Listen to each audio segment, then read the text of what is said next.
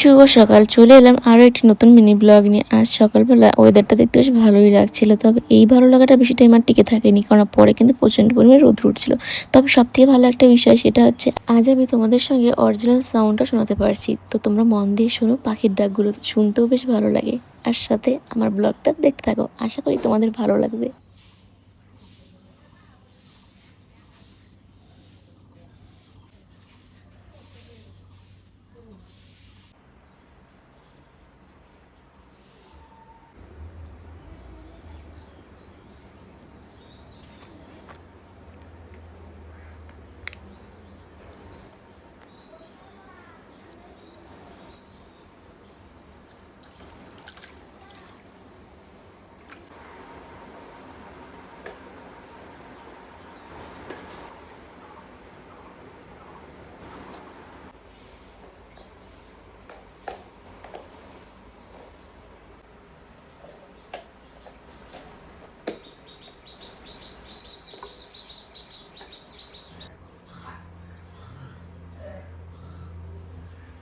তো কেমন লাগলো তোমাদের, অবশ্যই কিন্তু সেটা জানাবে।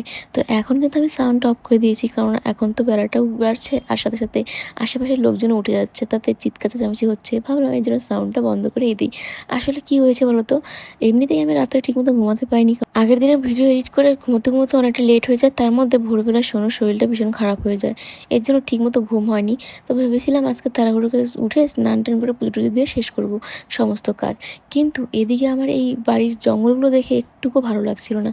কদিন ধরেই আমি সোনুর বাবাকে বলছি এটা পরিষ্কার করে দাও। ও শুধু সময় পাল্টাচ্ছে, আজ না কাল, কাল না পরশু। আর আমার দেখে একদমই বিরক্তিকর লাগছিল, তাই ভাবলাম ওকে বলে আর কাজ নেই, আমি এগুলো পরিষ্কার করে নিই। তো দেখো কতগুলো জঙ্গল বেরিয়েছে। একটা গরুকে যদি এনে দেওয়া যেত, গরুটার পেট ভরে যেত।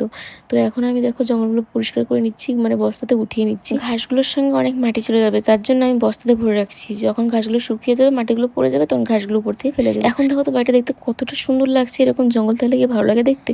তারপরে কিন্তু এই পাশটা পরিষ্কার করে নিয়েছি। তো তোমাদের কেমন লাগলো আজকের মিনি ব্লগ, অবশ্যই কমেন্টে জানিও। ভালো লাগলে একটা লাইক করে দিও।